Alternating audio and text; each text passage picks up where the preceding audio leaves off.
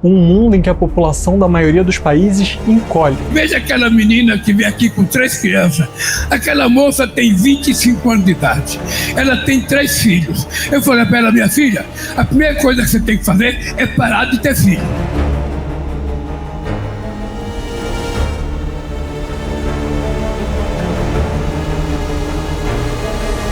Alguns especialistas alertam para uma bomba relógio demográfica na Europa. Os europeus estão vivendo cada vez mais e tendo cada vez menos filhos.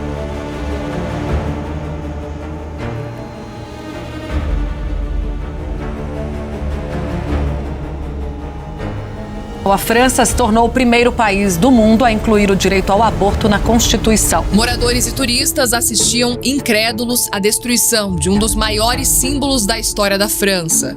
O teto da Catedral de Notre-Dame veio abaixo rapidamente em meio ao fogo. Nas ruas, a sensação era de choque e tristeza. C'est un symbole très fort, voilà, on est complètement démunis, très très fort.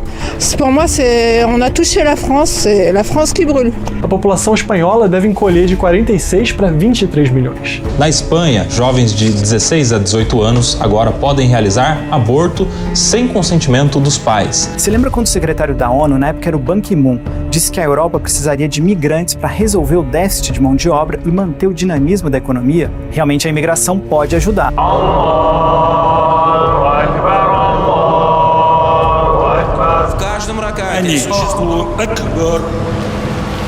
Você tem a sua religião e eu tenho a minha religião. Permitam que eu pratique a minha religião, mas vamos dialogar, vamos conviver juntos.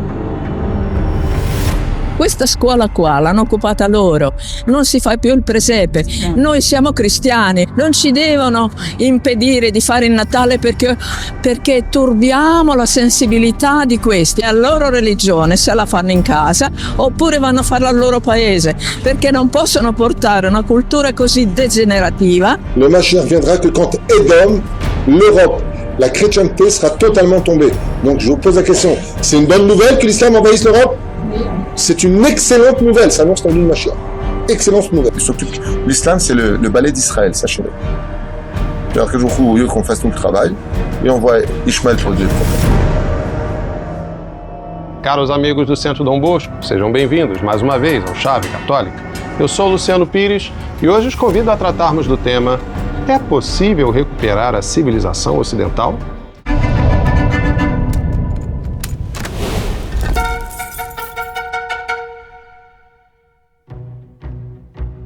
Em nosso último episódio de número 53, cujo link encontra-se aqui embaixo na descrição, juntamente com as demais referências deste vídeo, abordamos o Islã e seu preocupante crescimento no mundo ocidental.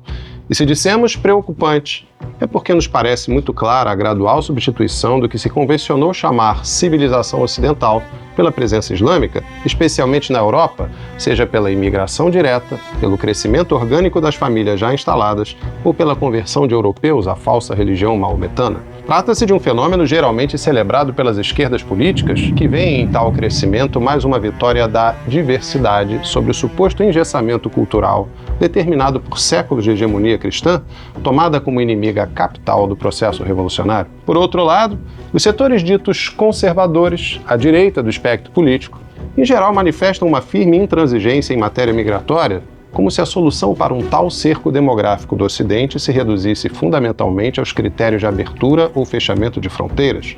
Mas será isso mesmo? Para escaparmos às limitações dicotômicas desse tipo de análise, convém aprofundarmos nossa compreensão do que realmente encontra-se em jogo no avanço aparentemente imparável do Islã sobre uma Europa intelectualmente falida, moralmente corrompida e espiritualmente moribunda, embriagada pela utópica combinação de laicismo, igualitarismo, hedonismo e bem-estar social, cuja consequente retração demográfica abre os flancos ao falso resgate da lei natural oferecido pelo Islã. Um mundo em que a população da maioria dos países encolhe, e onde 23 nações, incluindo lugares como a Espanha e o Japão, passam a ter menos da metade da população atual. Esse é o cenário do ano 2100, segundo um estudo feito por pesquisadores da Escola de Medicina da Universidade de Washington, recém-publicado pela revista revista científica britânica The Lancet. Agora olha só a Europa. A população espanhola deve encolher de 46 para 23 milhões. Já a Itália, segundo o estudo, vai perder 30 milhões de cidadãos, de 61 para 31 milhões. O número de portugueses, por sua vez, cairia de 11 para 5 milhões no fim do século. Dizemos falso resgate da lei natural porque aquela trágica combinação com que se intoxicou o Ocidente, outrora cristão, na medida em que representa a recusa e o ataque sistemáticos à ordem natural, produziu os diversos artificialismos que apartaram a civilização ocidental da realidade até conduzi-la à beira do precipício existencial em que hoje se encontra. E na falta do antídoto legítimo e eficaz contra tamanha debilitação civilizacional, o Islã não deixa de ter certo apelo de restauração da ordem, de reversão daquela dissolução moral e espiritual que fez a Europa e todo o Ocidente enamorar-se de sua própria extinção. Um vereador muçulmano que foi eleito pela esquerda, numa cidade americana, a qual comemorou, a vitória contra a islamofobia naquela cidade, só que em seguida esse vereador muçulmano proibiu bandeiras LGBT ali em prédios públicos naquela cidade. E são fatos assim que fazem muitos cristãos, muitos conservadores repensarem aí suas ideias, talvez a sua postura, diante do islamismo. Alguns até já comentaram aqui no canal dizendo que o Islã seria a salvação da Europa. Será que é isso mesmo?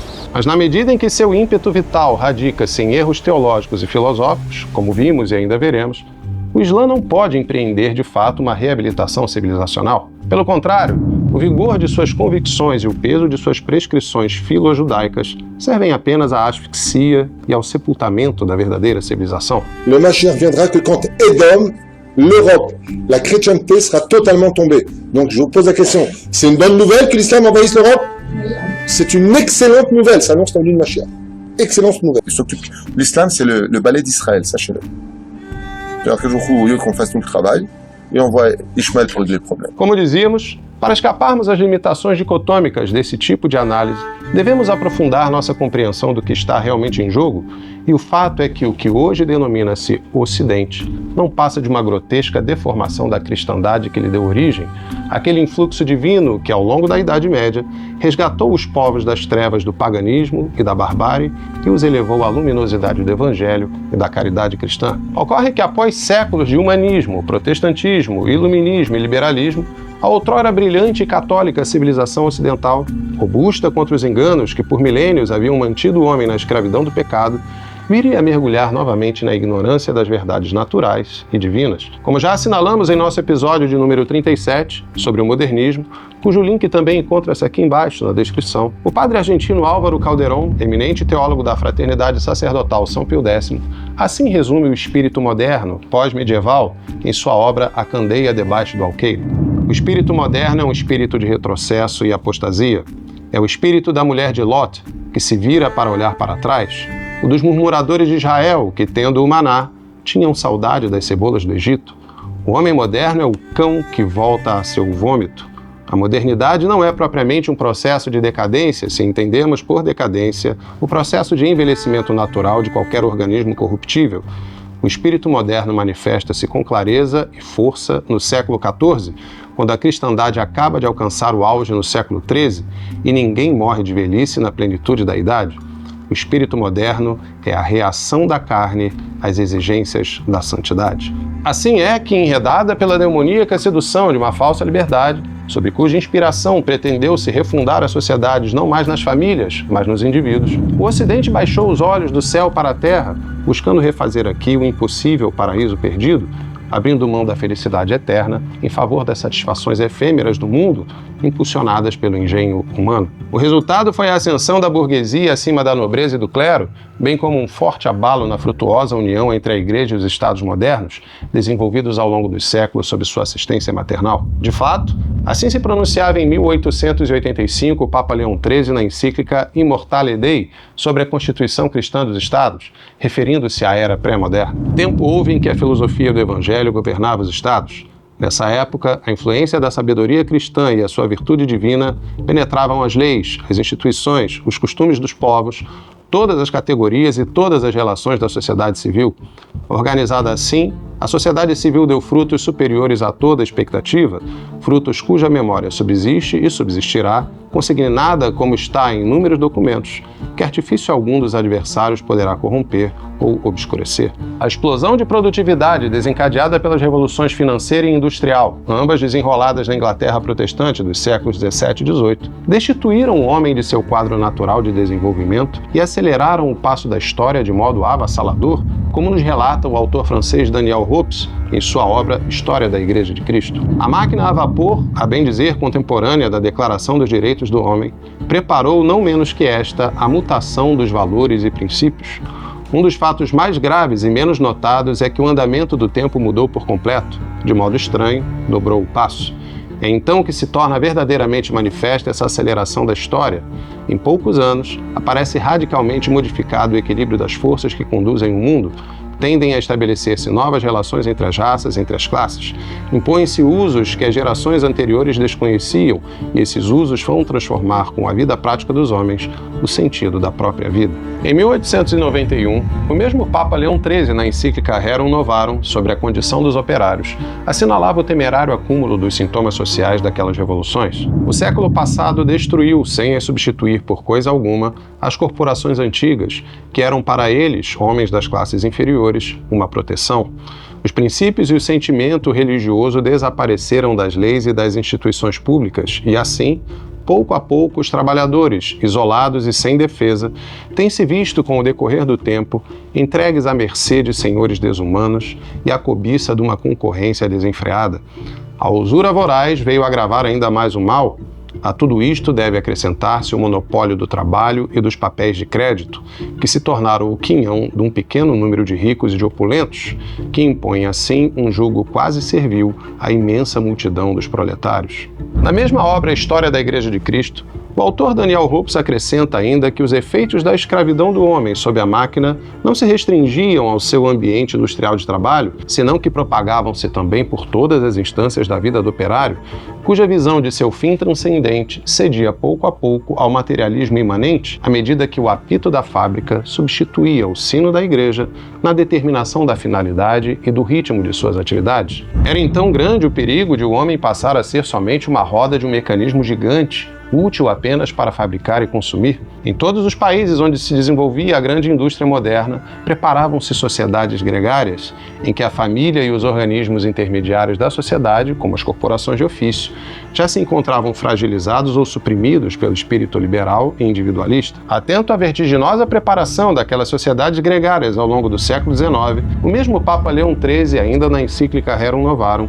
advertia contra o perigo anticristão da reação socialista. Os socialistas, para curar este mal, instigam nos pobres o ódio invejoso contra os que possuem e pretendem que toda a propriedade de bens particulares deve ser suprimida, que os bens de um indivíduo qualquer devem ser comuns a todos e que a sua administração deve voltar para os municípios ou para o Estado.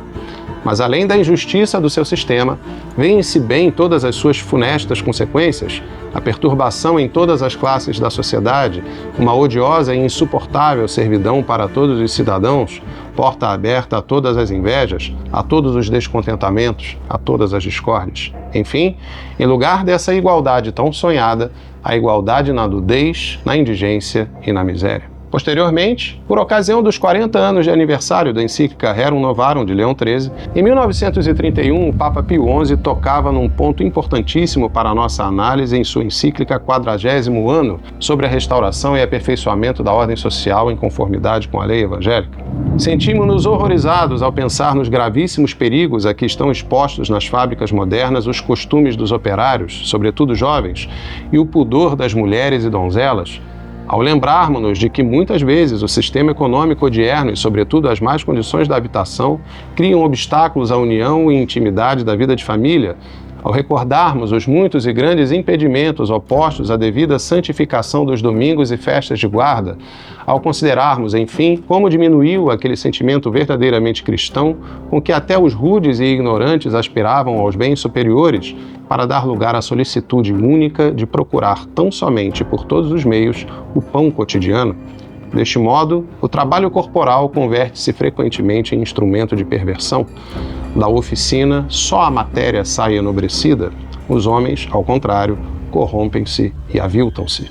Este ponto é importante para nós porque aponta as conjunturas socioeconômicas que, favorecendo o igualitarismo feminista na primeira metade do século XX, favoreceria também a revolução sexual, isto é, a desvinculação entre sexo e procriação em vista da emancipação fisiológica, econômica e social da mulher, cujas danosas consequências para homens, mulheres, famílias e toda a sociedade exploramos em nossos episódios de números 11 e 12, cujos links também encontram-se aqui embaixo, na descrição. De fato, o conturbado século XX testemunhou nações outrora cristãs em amplo processo de secularização, infectadas com o veneno liberal injetado pelas milícias maçônicas mundo afora havia mais de 100 anos.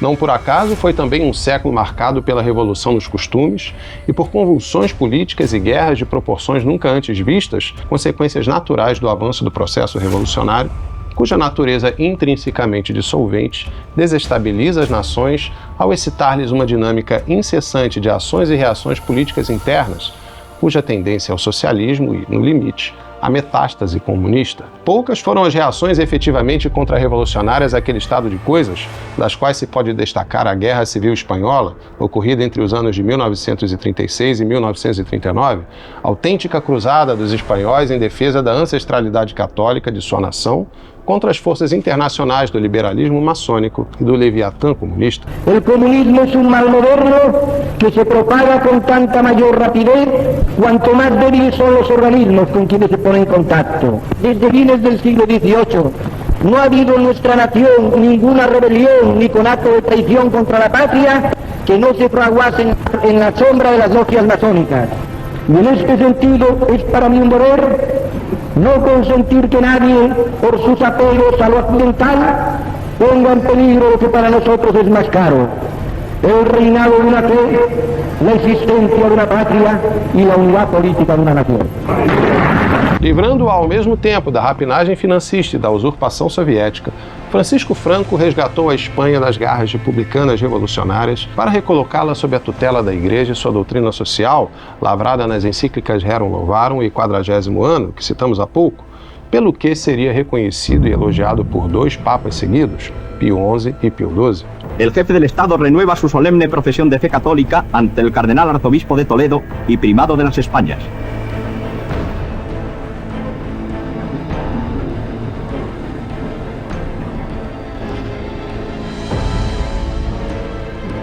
El cardenal Play Deniel realiza después la investidura de la altísima distinción. Finalizada la ceremonia religiosa, Su Excelencia, el séquito y acompañantes abandonan la capilla del palacio después de este acto, en el que se ha hecho patente la especial demostración de afecto del pontífice hacia Franco y España. Porém, a Revolução Modernista na Igreja nos anos 1960, conhecida como Concílio Vaticano II, e a morte de Francisco Franco, uma década depois, viriam a favorecer a retomada da velha Espanha católica por seus antigos inimigos internos após 4 décadas de bloqueio franquista. A restauração monárquica ao modo liberal, combinada a governos ministeriais socialistas, desfiguraram progressivamente aquele último suspiro de cristandade. Soon as he ascends the throne, Juan Carlos starts dismantling Franco's regime and setting a path from dictatorship to democracy. The whole idea of the royals being almost perfect started to vanish. She received 65 million euros from Juan Carlos. Nobody could explain why. I've done nothing wrong. Interrompido o salutar incentivo às famílias para que provessem generosamente sempre mais filhos à Espanha e à Igreja, fundamento católico sem o qual é impossível a qualquer nação prosperar verdadeiramente, em poucos anos a mesma Espanha viria a empreender seu próprio desmonte civilizacional, abrindo-se ao imperialismo laicista estrangeiro e sua consequente autofagia nacional. Usurpada por prevaricadores, enfraquecidos no visgo enganador da democracia liberal, a outrora luminosa Espanha cristã escancarava seus portões ao cavalo de Troia da modernidade e a barbárie sempre dissimulada em seu interior, notabilizando-se hoje pela infâmia do aborto. O genocídio silencioso pelo qual se eliminam inocentes indesejáveis ainda no ventre de suas mães não encontra paralelo na história humana. Segundo dados da OMS, 45 milhões de vidas são assim ceifadas no mundo todos os anos. A título de comparação, se somássemos as médias anuais de mortes atribuídas às 2 guerras mundiais e a todos os regimes totalitários do século XX, o resultado seria de aproximadamente 20 milhões de mortes ao ano, ou seja, menos da metade do que se mata pelo aborto atualmente. mesmo em tempos de paz. O abuso de liberdade com que se flexibilizam princípios intocáveis da lei natural, portanto, faz da expansionista democracia moderna, liberal, maçônica, pavimentadora do comunismo e da revolução dos costumes, o regime político mais mortífero que já existiu, abrigado sob a pretensa nobreza de princípios tais como a promoção da justiça social. Após 40 anos de brava resistência católica contra essa cultura de morte, a Espanha de Franco desembocaria hoje no sistemático genocídio intrauterino de quase 1/4 de seus novos cidadãos, destacando-se também como alternativa para mulheres de outros países de legislações mais restritivas. Por exemplo, estudos apontam que, de 2019 a 2023, 2.500 portuguesas grávidas optaram por descartar seus filhos em instalações espanholas. Para além do flagelo do aborto, a cultura da morte inclui também a eutanásia, de que novamente a Espanha nos deu um triste exemplo recente pelo célebre caso de Noelia Castillo. Após o trauma de uma violação sexual coletiva infligida por 3 imigrantes em um abrigo estatal, a moça de 25 anos atentou contra a própria vida atirando-se de um prédio, o que a deixou paraplégica e agregou-lhe sofrimentos físicos crônicos. Mesmo a longa batalha judicial interposta por sua família não foi capaz de evitar que o mesmo Estado, que falhou em protegê-la e em punir seus agressores, concedesse-lhe a permissão para interromper sua própria vida desesperada. Uma tal penetração da cultura da morte fornece o retrato cadavérico de uma nação despojada de seus anticorpos civilizacionais, alienada de sua própria identidade e espiritualmente moribunda. Devorando-se a si mesma sob o efeito anestésico de delírios ideológicos os mais antinaturais, ela se expõe ao grave risco de subjugação por um organismo invasor organicamente mais íntegro e convicto de seu propósito civilizacional e espiritual.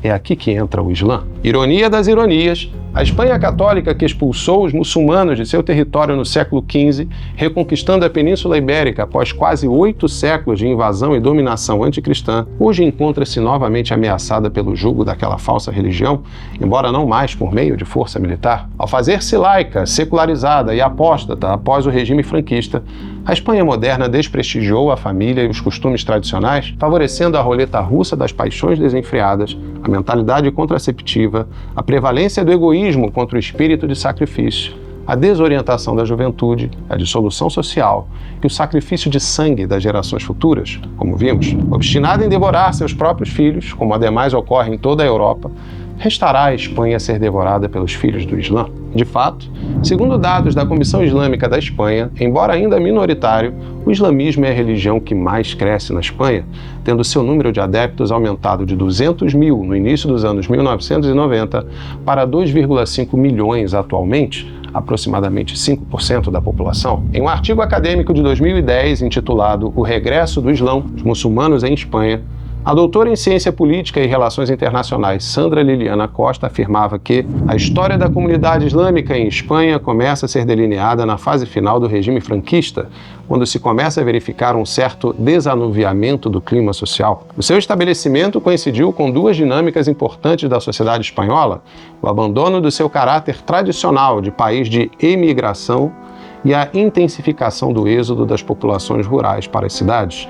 Estes imigrantes procuraram emprego na indústria do turismo nas costas mediterrâneas ou ocuparam os lugares deixados vagos nas áreas rurais pela fuga das populações para as grandes cidades. Notemos aqui 2 características historicamente retratadas como depreciativas, como sinais de atraso imputados pelo financismo internacional a países tidos como pouco desenvolvidos. Primeiro, uma população grande o suficiente para si e para ceder a outros países.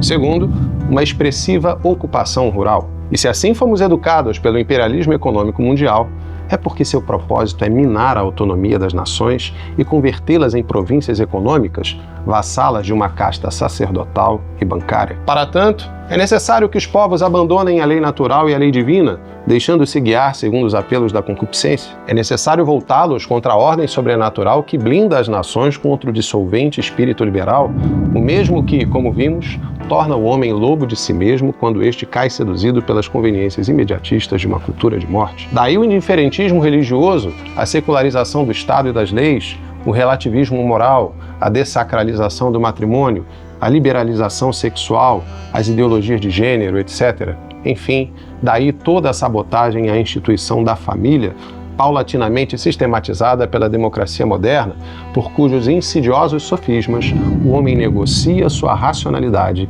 e aceita trocar a fortaleza estável de uma família natural extensa pela vulnerável mobilidade de uma vida atomizada e desterrada, devotada aos prazeres e escrava do trabalho. Em suma, o maior tesouro que homens e mulheres comuns podem acumular neste mundo é uma descendência natural e extensa, celeiro de amor e princípio de estabilidade, como ensina a moral católica. Por sua vez, o maior bem de uma nação são seus filhos, e estes filhos serão tanto mais promotores da prosperidade da nação, quanto mais suas famílias forem preservadas das instabilidades advindas da revolta contra as leis natural e divina, amorosamente reveladas por Deus na criação e através de sua igreja, para a paz e a felicidade do próprio gênero humano. En el Palacio del Pardo son presentados a su excelencia el jefe del Estado por el presidente del Instituto Nacional de Previsión, señor Lavadier Otermin, los prolíficos matrimonios que han sido galardonados con los premios nacionales de natalidad correspondientes a este año. Don Vicente Estevez y doña Saturnina García por el mayor número de hijos habidos, los señores de Crespo Díez por el mayor número de hijos vivos. El Generalísimo entrega los premios nacionales y los provinciales de Madrid. Entretanto, o grande golpe da modernidade foi convencer o homem e a mulher comum justamente do contrário, isto é, de que ambos seriam mais prósperos e felizes abrindo mão daquela mesma descendência, sem se darem conta de sua própria instrumentalização pelo poder das trevas. Veja aquela menina que vem aqui com 3 crianças. Aquela moça tem 25 anos de idade. Ela tem 3 filhos. Eu falei para ela, minha filha, a primeira coisa que você tem que fazer é parar de ter filho, porque você já tem 3. Como dissemos em nosso episódio de número 26, também acessível na descrição deste vídeo, na impossibilidade de ferir a majestade de Deus, o demônio se vale de nossas fraquezas para atingir a imagem divina no homem criado, buscando assim aplacar seu soberbo desejo de vingança. E assim o Ocidente se volta contra si mesmo, comprando sua paz e prosperidade ao custo de dezenas de milhões de vidas inocentes ao ano, como vimos. É nesse cenário de terra e almas arrasadas e de consequente retração demográfica que as investidas do Islã ganham penetração e certo apelo de restauração da ordem, mas uma análise mais detida torna inevitável a conclusão de que o Islã não pode empreender uma verdadeira reabilitação civilizacional, como dissemos minutos atrás. Em nosso episódio anterior, citado no início deste vídeo, demonstramos que tanto o Islã como o judaísmo pós-bíblico ou talmudista não adoram com os católicos o verdadeiro Deus, uno e trino, posto que não reconhecem a divindade de nosso Senhor Jesus Cristo, Verbo divino encarnado, cujo sacrifício na cruz quitou nossa dívida infinita do pecado para com Deus e abriu-nos as portas da salvação eterna. E dado que do peito aberto de Jesus no Calvário, transpassado pela lança, nasceu a Santa Igreja Católica e com ela a nova aliança, dali em diante a descendência de Abraão não se daria mais pelo sangue ou pela raça, mas pelo batismo e pela fé em Cristo, o aguardado Messias Redentor, segundo as profecias do Antigo Testamento. Por isso mesmo, e apoiados ademais nas cartas de São Paulo aos Coríntios e aos Gálatas, concluímos também que o Islã e o judaísmo de hoje não se classificam propriamente como religiões abraâmicas, posto que agarram-se à antiga e vencida aliança, fundada no sangue e na raça, seja a partir de Ismael, caso dos muçulmanos, seja a partir de Isaac, caso dos judeus.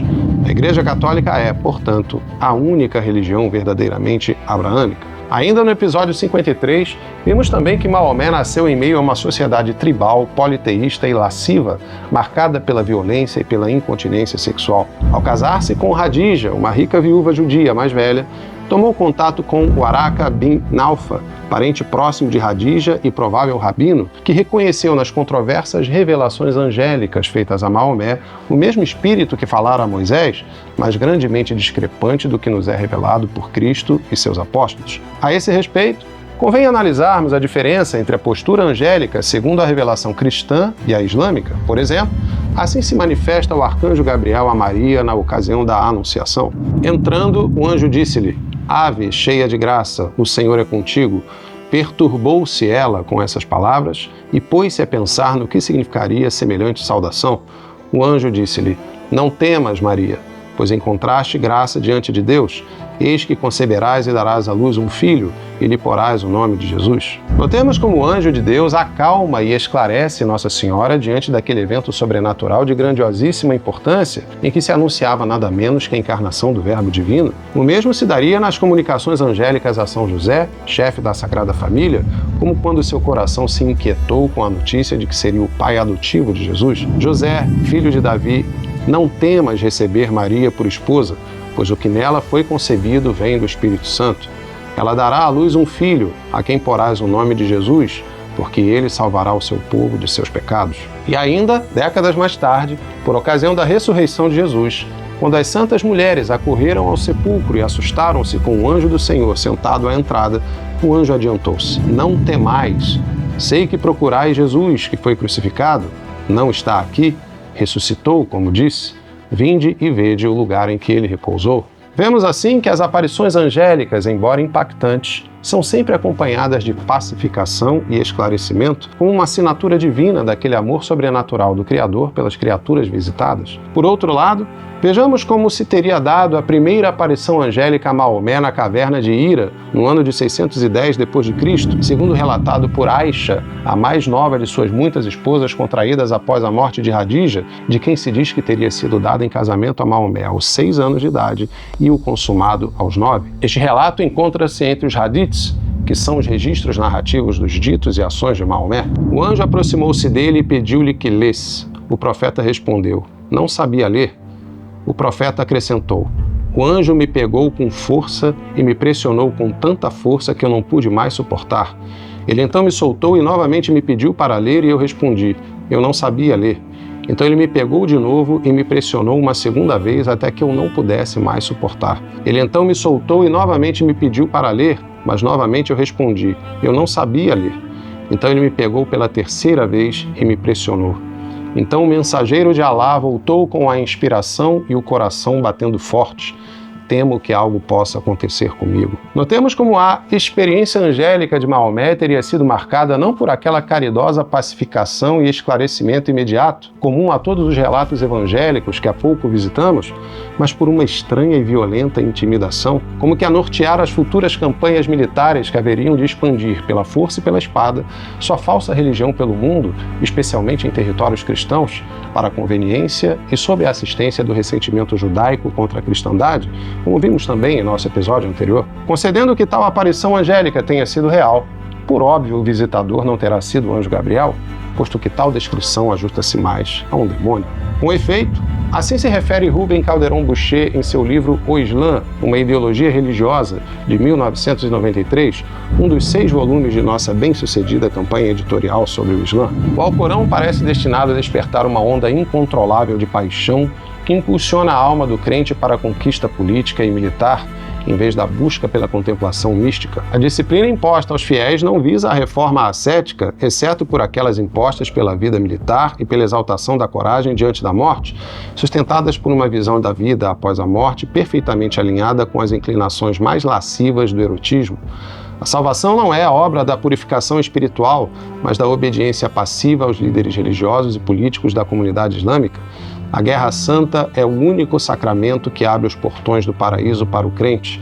Isso explica por que a paz corrompe o espírito muçulmano e, em última análise, leva a disputas sem sentido, preguiça e desespero. Outro importante aspecto a ser comparado é a visão sobre a mulher e sua relação com o homem. O catolicismo manifesta sua absoluta fidelidade às palavras de Cristo ao condenar como vícios contrários à castidade quaisquer pensamentos ou atos de natureza sexual fora da união matrimonial e indissolúvel entre um homem e uma única mulher. O divórcio, por exemplo, é absolutamente proibido. Assim, já não são 2, mas uma só carne. Portanto, não separe o homem o que Deus uniu. Ora, eu vos declaro que todo aquele que rejeita sua mulher, exceto no caso de matrimônio falso, e desposa uma outra, comete adultério. E aquele que desposa uma mulher rejeitada, comete também adultério. Notemos que a separação só é permitida em caso de matrimônio falso, isto é, quando o homem e a mulher vivem na irregularidade do concubinato. Fora disso, quaisquer relações posteriores configuram pecado de adultério, tanto para o homem como para a mulher. Eis aqui uma doutrina realmente divina, única capaz de salvaguardar a dignidade dos cônjuges, mas especialmente a da mulher, bem como de assegurar a boa saúde social. De fato, assim nos advertia o Papa Pio XI na encíclica Casti Connubii, de 1930, sobre o matrimônio cristão, contra a brutal objetificação da mulher nos dias de hoje. Se a mulher desce daquele trono real a que dentro do lar doméstico foi elevada pelo Evangelho, depressa cairá na antiga escravidão, se não aparente, certamente de fato, tornando-se, como no paganismo, mero instrumento do homem. Por outro lado, Vejamos o que diz o Alcorão sobre a mesma temática. Se vos divorciardes das mulheres, ao terem elas cumprido seu período pré-fixado, não as impeçais de renovar a união com seus antigos maridos, se ambos se reconciliarem voluntariamente. Com isso se instrui a quem dentre vós crê em Alá e no dia do juízo final. Isso é mais puro e mais virtuoso para vós, porque Alá sabe e vós ignorais. E ainda, sobre o pragmatismo com que se rompem laços com os filhos em favor da conveniência dos pais. As mães divorciadas amamentarão os seus filhos durante 2 anos inteiros, para aquele que desejar completar o termo. Ninguém é obrigado a fazer mais do que o que está ao seu alcance. Nenhuma mãe deverá ser prejudicada por causa do seu filho, nem tampouco um pai por causa do seu. Se preferirdes tomar uma ama de leite para os vossos filhos, não sereis recriminados. Temei a Alá e sabei que ele vê tudo quanto fazeis. One of the court's most senior judges is Maulana Abu Saeed. Today he's chairing the court. They're dealing with a growing problem in the Muslim community and one which makes up 95% of their work.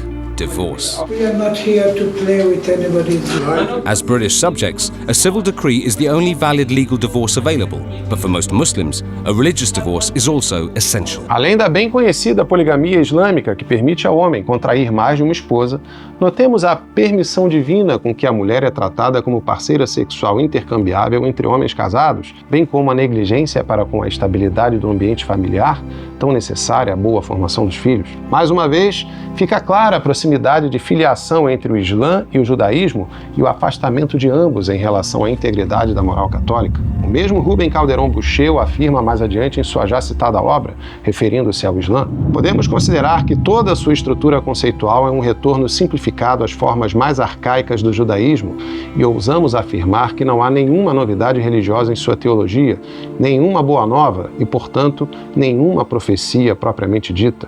É um anacronismo, um fóssil que apela às forças genéricas da impulsividade para ganhar seguidores, o que só pode se manifestar com o sinal negativo da agressão constante. De fato, para além de seu inexcusável desvio da lei divina, o flagrante afastamento entre a doutrina islâmica e a lei natural não nos deixa opção senão classificar essa falsa religião como uma ideologia. E como tal, obviamente não pode sanar as enfermidades de um Ocidente combalido, esquálido no esquecimento programático de sua própria identidade. Família é uma ficção.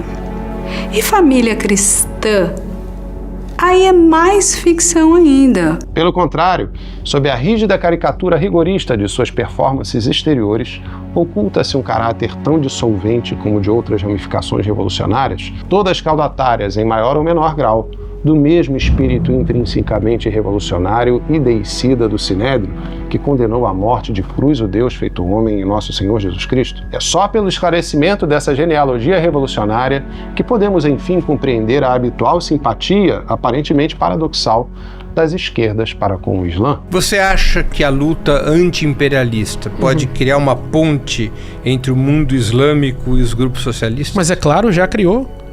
Ano passado eu viajei 30 dias no mar Mediterrâneo com trotskistas e stalinistas que ficavam fazendo panqueca de manhã discutindo a teoria, né, de Lenin e Trotsky para a revolução, enquanto estavam com muçulmanos rezando as 5 orações diárias no deck de cima para libertar a Palestina. Mais uma vez, Rubem Calderón Buxeu nos presta seu auxílio, agora nos últimos parágrafos de seu livro. O Islã é uma ideologia.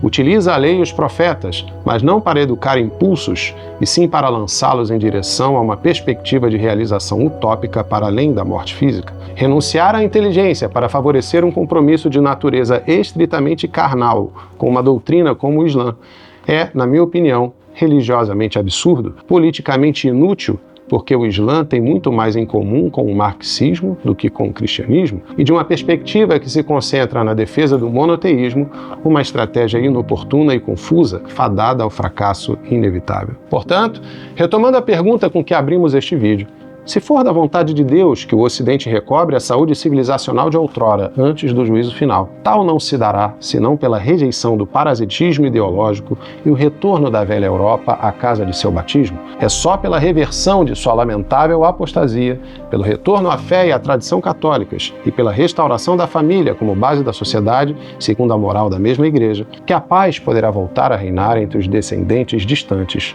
os grandes artífices da cristandade. Assim, rezemos pela conversão da Europa e de todo o Ocidente outrora cristão, para que as almas sob sua influência tornem a levantar seu olhar para as coisas do céu. Rezemos também pela restauração do clero mundial, sem a qual nenhuma obra verdadeiramente civilizacional pode ser empreendida. Por fim, rezemos pelo Santo Padre o Papa, para que a graça de Deus o fortaleça contra os verdadeiros inimigos da Igreja e o ajude a restaurar a tradição católica na Roma dos Apóstolos. Que assim seja pela intercessão de Nossa Senhora, corredentora e medianeira de todas as graças. Gostou deste vídeo? Então curta, comente e compartilhe. Peço também que reze por nós. E se deseja contribuir para mais iniciativas como esta, acesse membros.centrodombosco.org e torne-se você também um membro patrocinador. Que Deus recompense imensamente a sua generosidade. Viva Cristo Rei!